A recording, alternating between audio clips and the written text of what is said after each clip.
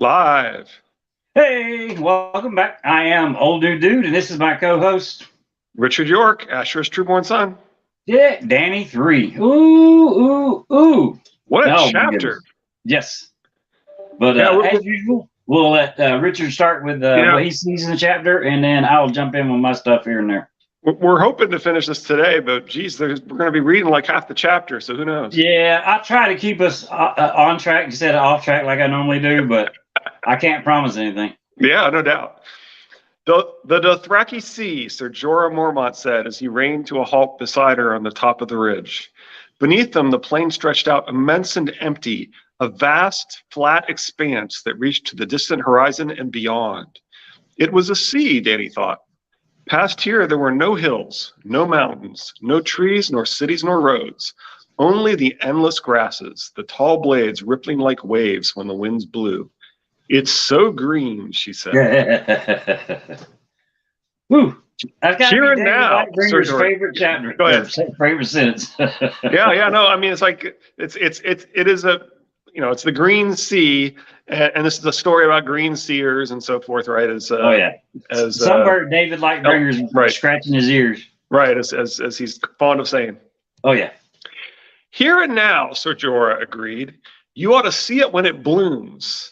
All dark red flowers from horizon to horizon like a sea of blood.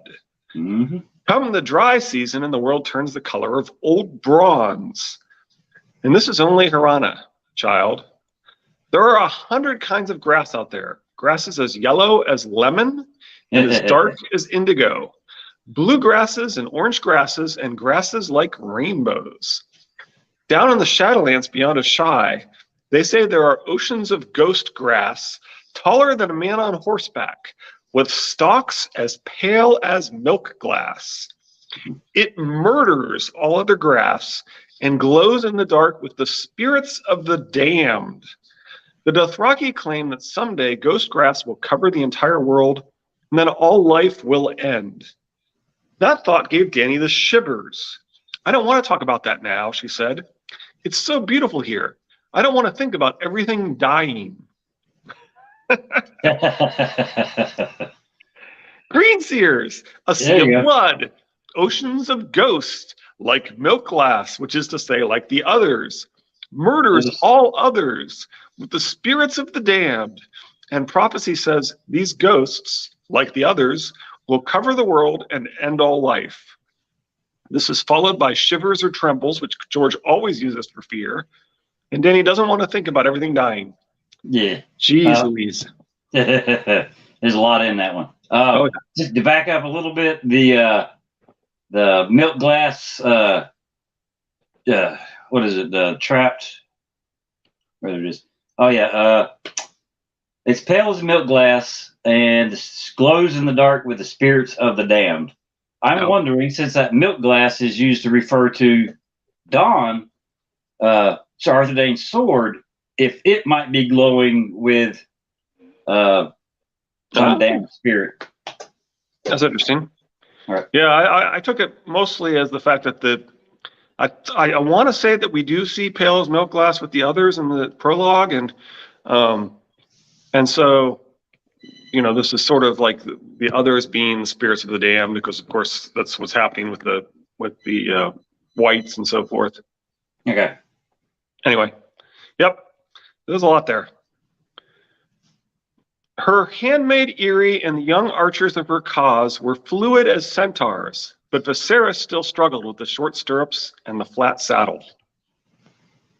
So from the turncloak in Dance, Brandon was fostered at Barrowtown with old Lady Dustin, the father of the one I'd later wed, but he spent most of his time riding the rills.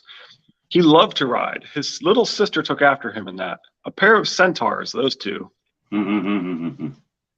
So, George is somewhat, in the first book, Eerie and Jeekwe were barely distinguished, but George has somewhat tried to fix that. Eerie is the skinny, flat-chested tomboy lesbian who's supposed to teach Dany how to ride a horse. Right. And Jeekwe is the busty, feminine, teaching Dany everything about the Dothraki and their customs. Right. before we get too far, I don't want to get off. I mean, you're getting ready to do the skin change and stuff. But she makes a comment of a hunting hawk circled above them.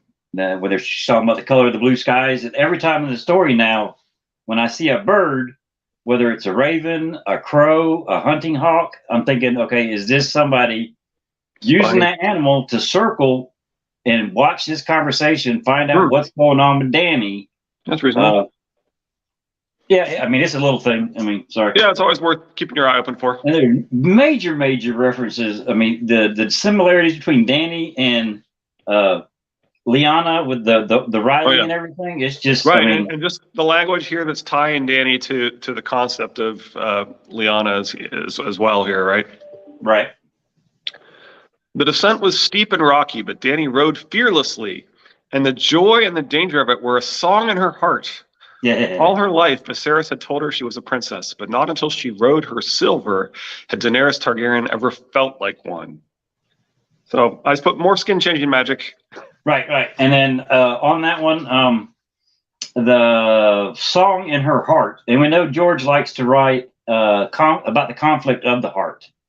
So instead of the Song of Ice and Fire actually being ice, fire, or the swords making a song, could it actually be a song in the heart of a person?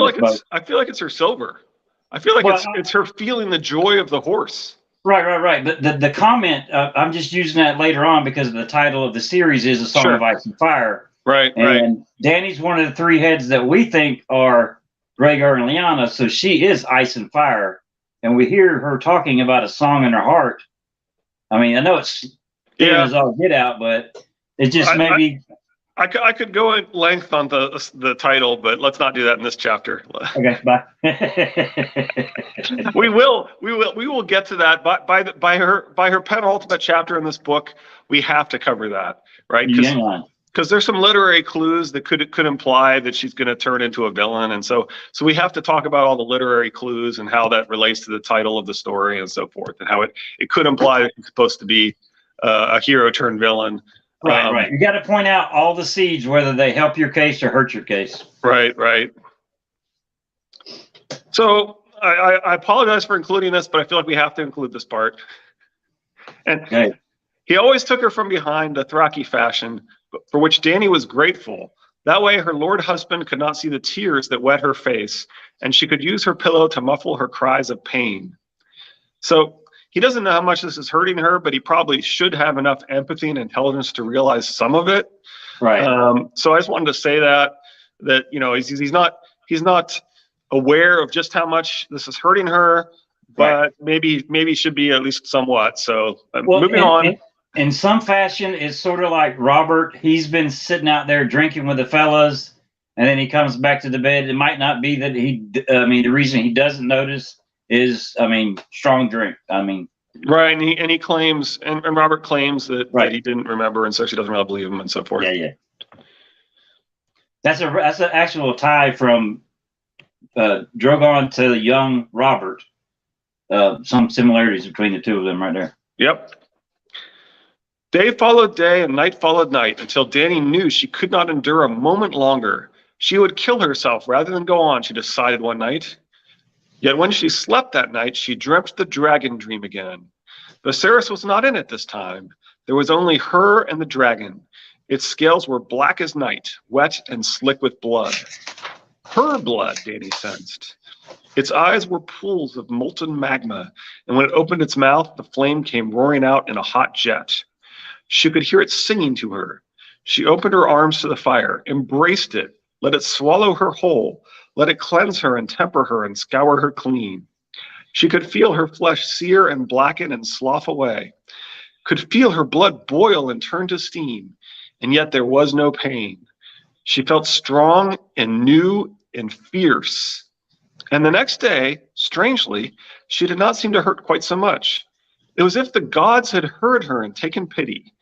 Even her handmaids noticed the change. "Khaleesi," Jiqui said, "what is wrong? Are you sick?" "I was," she answered, standing over the dragon's eggs that Illyrio had given her when she wed. She touched one, the largest of the three, running her hand lightly over the shell. Black and scarlet, she thought, like the dragon in my dream. The stone felt strangely warm beneath her fingers. Or was she still dreaming? She pulled her hand back nervously. From that hour onward, each day was easier than the one before it.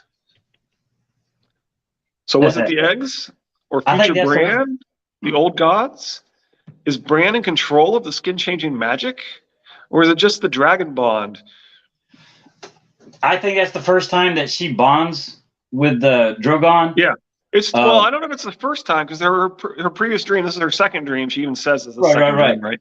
But it does feel like it's clearly that, right? It's clear the way that it's associated with the eggs, that it's specifically Drogon's egg and so forth. I mean, it's definitely the dragon bond. My question is Bran helping it? Does he control it? Or Drogon did it. I just got goosebumps thinking about something. He returns because Dany needs him in that fighting pit. Right. He knows Dany's needs. And I'm goosing right now because he's still in that egg, but she was at her wit's end. Yeah, he sensed it. She needed him right then and there, and that's when he came to her again. Yep. And then, I mean, you're right. You're right, definitely. Whether Bran needs to assist in the bond or not, that's what's going on here. Right. But I had down that somebody, Dry Crow, Bran, whatever, was tweaking a little bit because that was it. She was done, and they're like, no, we still need her. Well, I mean, we know he can, he knows how to go into Jon's dreams and awaken his gifts, and so did he spark these two dreams and help awaken her gifts? Maybe, but no matter what, she's got the bond and it's working. Right. That's one of the best parts of the chapter right there. Yep. The cow had commanded the handmaid Eerie to teach Dany to ride in the Dothraki fashion, but it was the filly who was her real teacher. The horse seemed to know her moods as if they shared a single mind. Like he chose these words. He chose words about a horse sharing a single mind with Dany. This is a Lyanna clue, no matter what. I mean, we've already commented multiple times on clues tying her to Lyanna and her magic bond with this horse. Yes. But this is where he actually chooses words that indicate that he's clearly trying textually to create that connection, as clear as any of them. Yep. Without a doubt. She still ached after a long day's ride, yet somehow the pain had a sweetness to it now. And each morning she came willingly to her saddle, eager to know what wonders waited for her in the lands ahead. She began to find pleasure even in her nights, and if she still cried out when Drogo took her, it was not always in pain. At the bottom of the ridge, the grasses rose around her, tall and supple.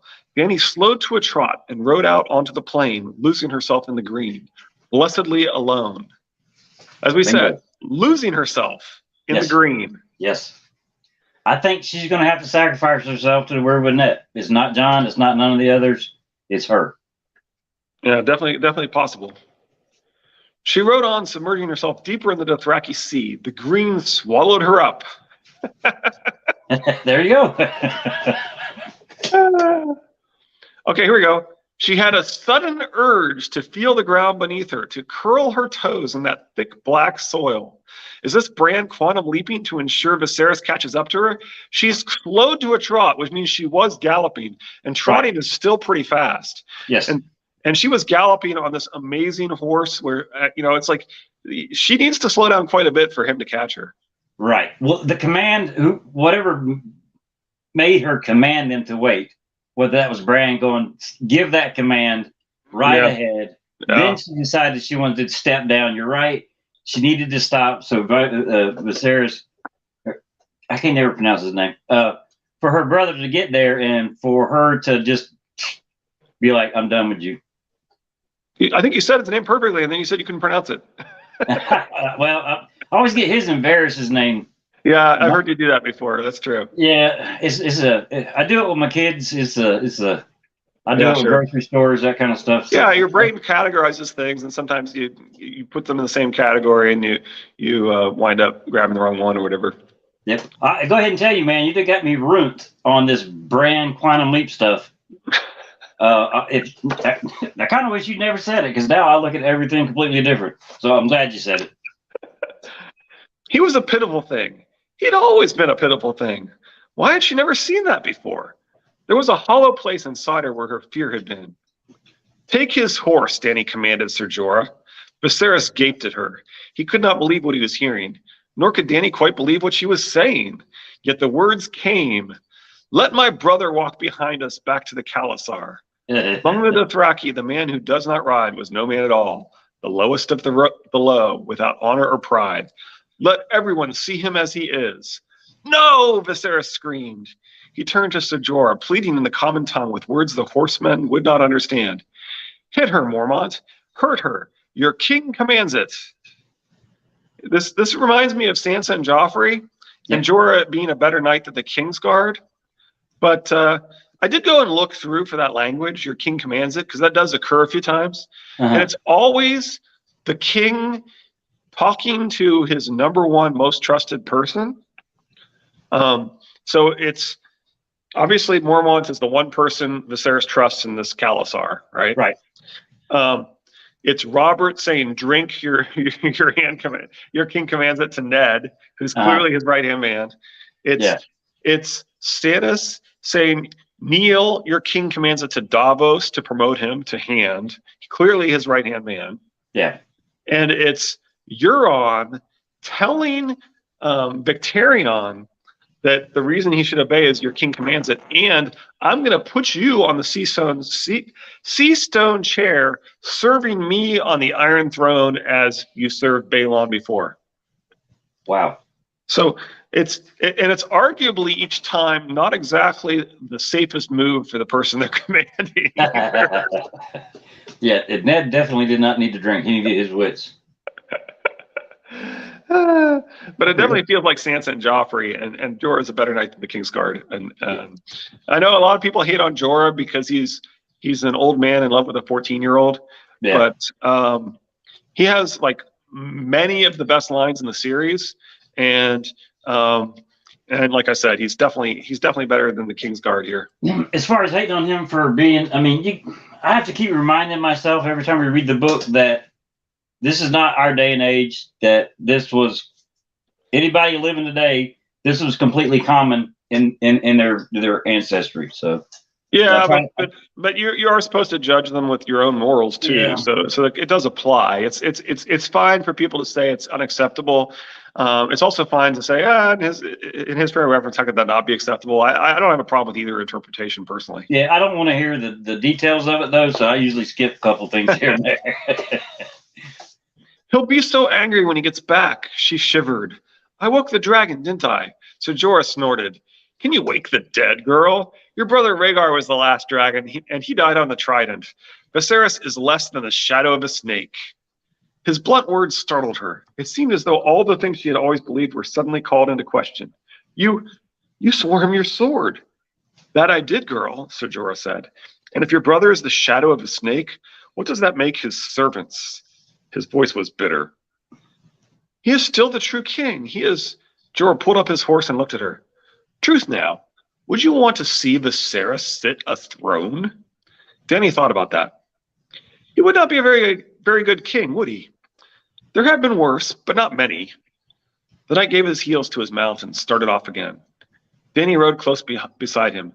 Still, she said, the common people are waiting for him.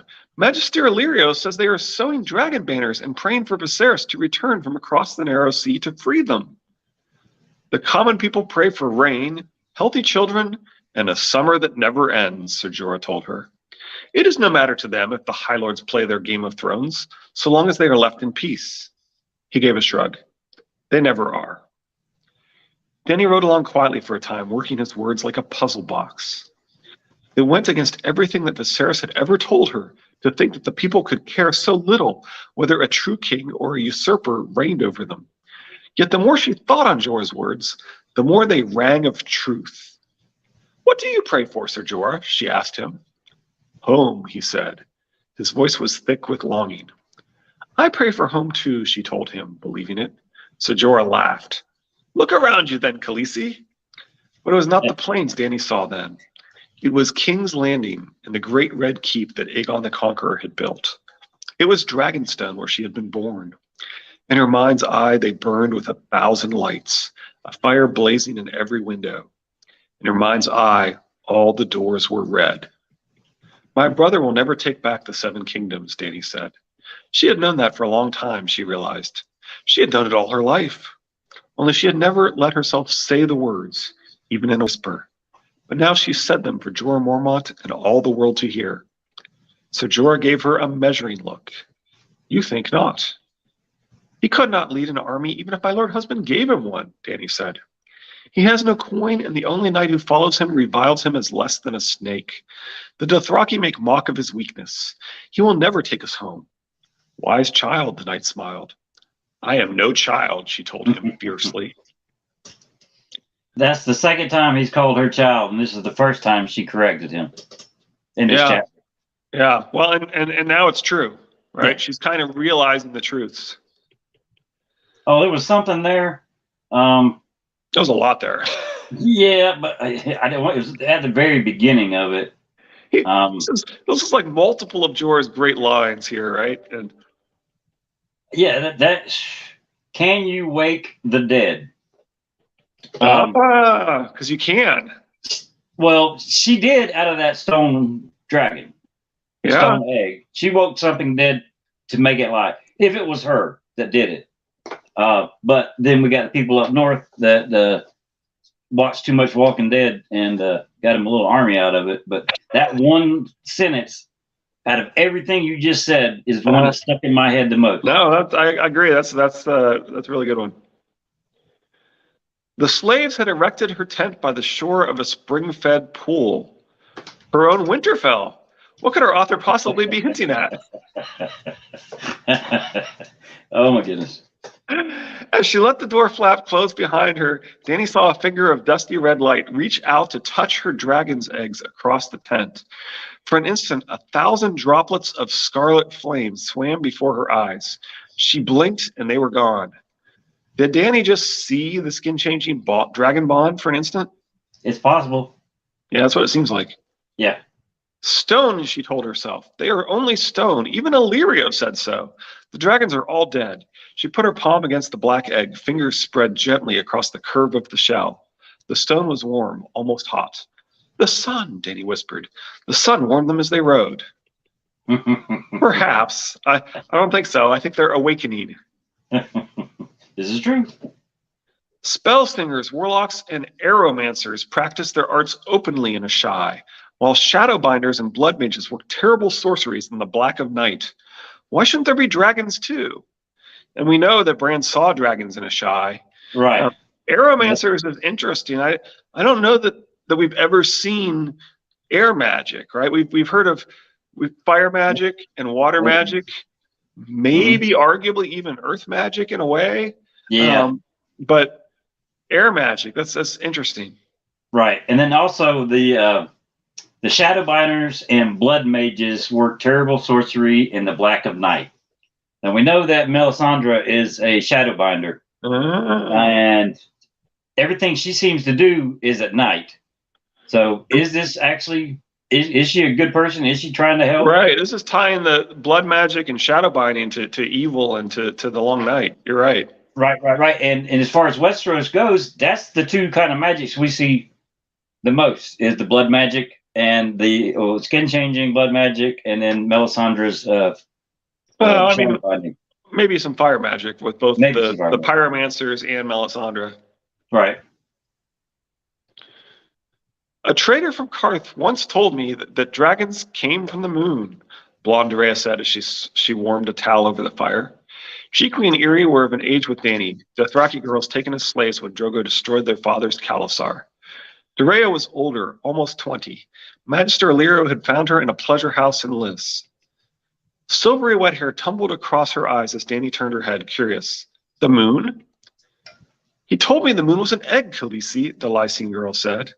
Once there were 2 moons in the sky, but one wandered too close to the sun and cracked from the heat.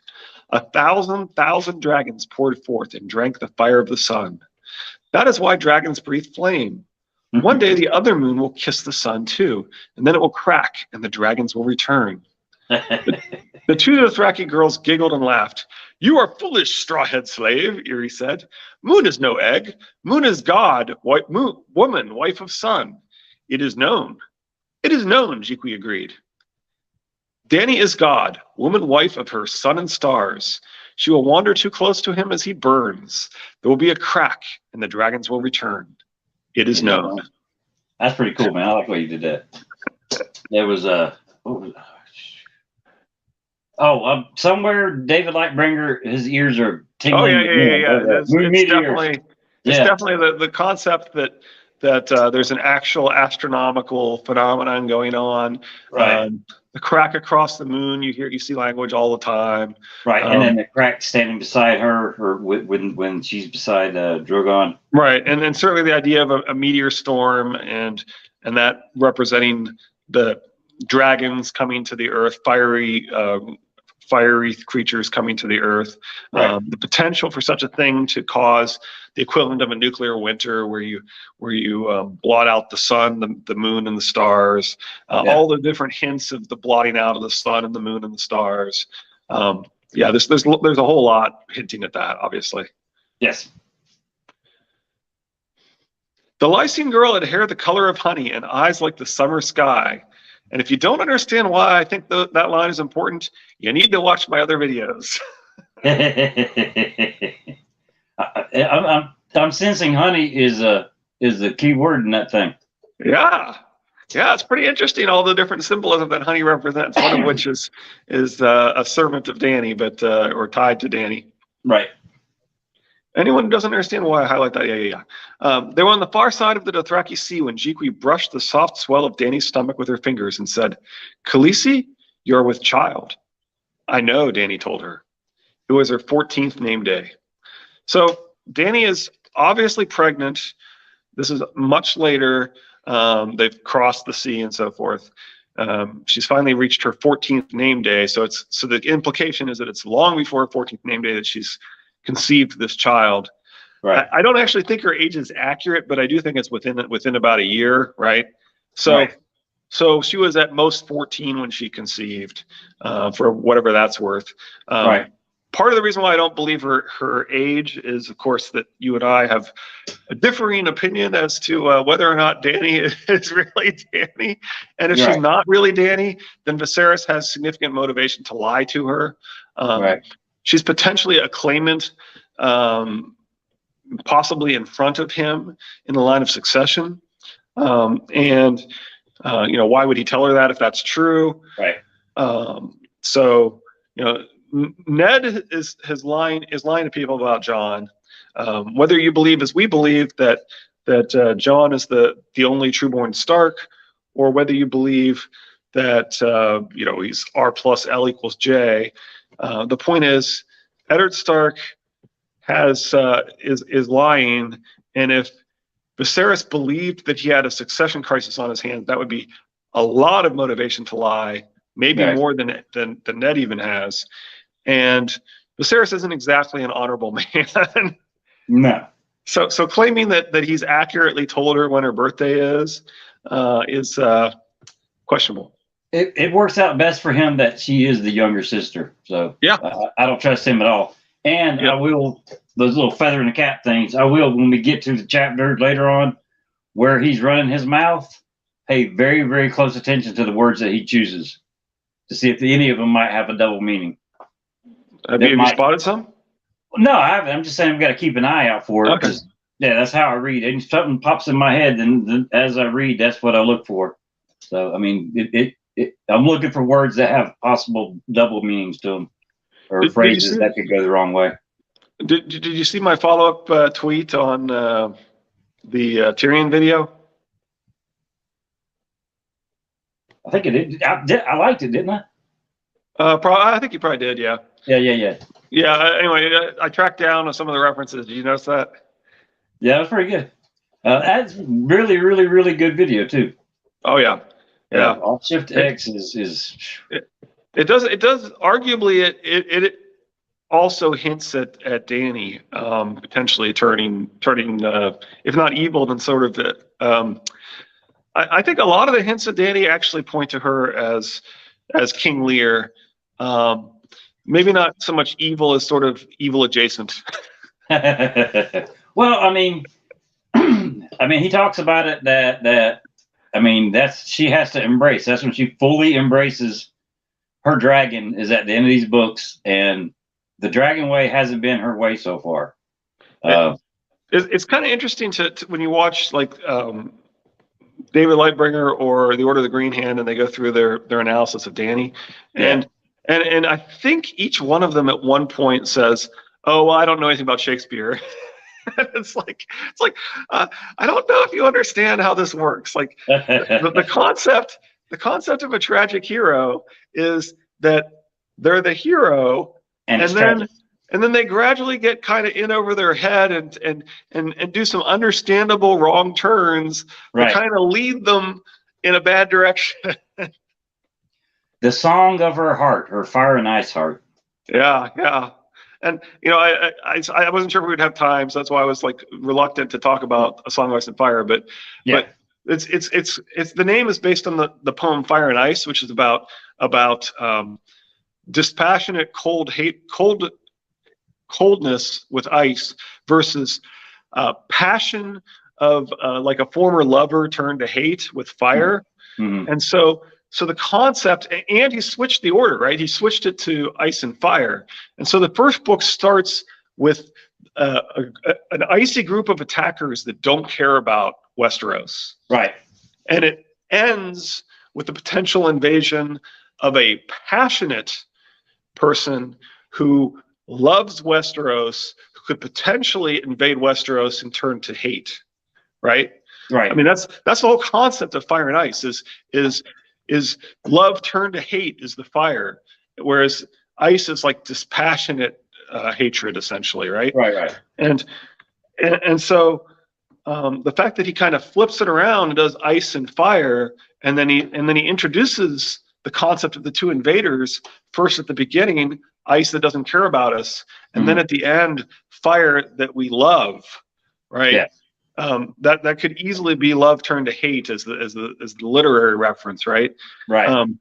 So my point is there are definitely literary things that kind of clue us to the fact that Dany may take the wrong turn. Yes.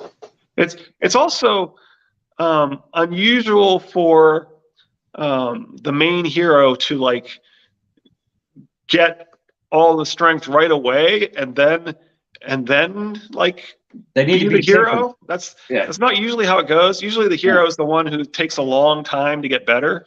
Yes, they have to be tempered. Yeah. So I mean, I do think there's lots of reasons to suspect that Dany might be at least a tragic hero, right? Somebody who's going to take some wrong turns that we're going to understand as she takes those wrong turns and has a bit of gets in over her head. Right, and those that frown on Dany going dark, or well, let's say go dragon. When you read the Aegon the Conqueror stories of well, he did this and he did that, and then you're like, oh yeah, that's right, cool. He wrote the dragons in, and you're sitting there, you're on Aegon's side. Most of the people that I can tell, okay, well, she's going to do the exact same thing he did, so you can't backpedal and go, no, I don't want to see that. Yeah. I mean, there's a double standard. Right. I mean, he and his house became great because he was willing to kill all of the innocents at Harrenhal, right? Yes. And I mean, he picked the most evil house, but those people were basically mostly thralls, right? There were largely a huge number of innocents that he killed. Yeah. I'm not saying that you never have to kill innocents. What is World War II if not, drafting innocent 18-year-olds to fight, and die in massive numbers, right? And doesn't mean that you don't need to do it sometimes. I'm just saying, this is a story about war being evil, and doesn't mean you don't have to sometimes do evil. Yeah. Well, I mean, she's realizing, especially in Marine, being nice is not working at all. So, but I mean, Have you read the Cantus who has the Myronese knot write up that George actually commented on after claiming that he doesn't do. In the very video that I linked to, he claims that he doesn't read fan theories and stuff, but he specifically commented on the Myronese knot by Cantus and how this guy gets it. Oh, okay. And yeah, so basically, what Cantus says is that Dany was doing everything right. She's having victory after victory in Marine, and people don't realize it. She's satisfied the Harpy. It was who most of us think is probably the Green Grace. Right. She's sort of satisfied the Harpy with the marriage. She's sort of doing what needs to be done for peace and for what limited freedom she can get and so forth. And it's like the opposite of what she thinks is happening. She's actually doing the right things and having great success. But yeah, anyway, it's an interesting take. I have to look at it. You always give me something to look up, so I appreciate it. There was one thing before we go, and I know this one's a little bit longer than most of ours. It is stupid. The lemurs had silver fur and huge purple eyes. Yeah. I always like the fiddling with DNA and all that stuff that could have been done in the past and everything. They're definitely Valerian. Yeah. I mean, somebody messed with their genomes or whatever you want to call it, DNA assays. Maybe. Yeah. It could be a spaceship. You never know. Yeah. I actually,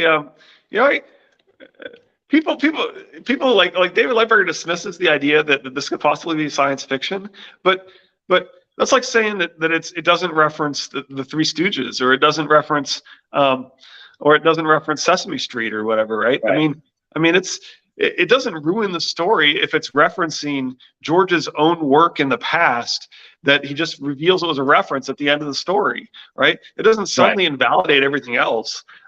Just like it doesn't invalidate everything else that he throws in the Three Stooges and he throws in, Sesame Street and so forth, right? It doesn't make the rest of the story invalid if he's throwing in a nod to his own work at the end, or just a nod to pop culture or the tropes, Yeah, we're gonna put a Statue of Liberty somewhere up north, and Jon Snow's gonna see it, and everybody's gonna freak out. Yeah. I mean, he could just throw in another reference that confirms that this is, a long Earth in the distant future. Just because he wants to reference the trope doesn't mean he's going to go back and change the whole story and make everything fit as technology instead of magic or whatever. Yeah, but I think it's science fiction. I mean, I have no problem with that. I think it could be. Yeah. I mean, you don't see laser guns, but it kind of probably is. I want to say that Preston specifically said that he has a story in which he talks about how comics can only be read if they're actually science or something along those lines, and that the comet in that story, and I could be completely misremembering this, but the comet in that story basically, when it returns to Earth, it sort of brings back magic, because it turns out that the magic is powered by like the emissions of this spaceship or something. So whenever it passes by, then the magic gets strong, and then as it goes away, the magic gets weaker or something along those lines. Is that Preston? Yeah, I don't know where that is. It's probably somewhere in his whole Thousand Worlds book club thing or something. All right, I'll look at it. Me and research, I'm not very good fond of it, but. Wow, we went like almost 40 minutes. You okay? That's plenty. Do you need a line down? We didn't have to. We could have just cut it. We just could have just cut it when we got to the end. I just thought, we got a little bit of time. We can go ahead and do this. Yeah, this is a really good chapter. Now looking at what David has always been talking about, and just seeing the green sea everywhere and moon meteors, and it's a whole lot of fun. Yeah, but I wonder if seeing so much green sea in Dany could in fact be a reference to her having Stark blood or something, right? Yeah, I mean, that would make her Bran's cousin. So. Yep. Ooh. All right, that's it. You got anything else? No, let's call it. All right, next chapter is Bran. We will see y'all Friday at 12 o'clock. Y'all be good. Have a safe one. Take it easy. You too. Bye. Bye.